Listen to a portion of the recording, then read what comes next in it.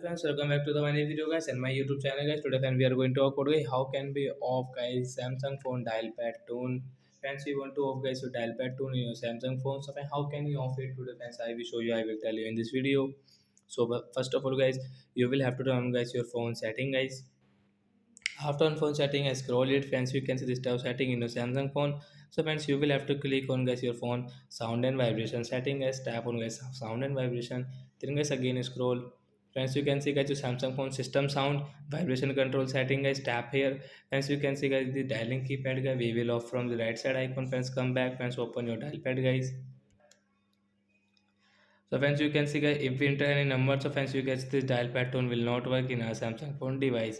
So like that guys, we can turn off guys dial pad tone in our Samsung phone device. So that's it guys. Thanks for watching the video.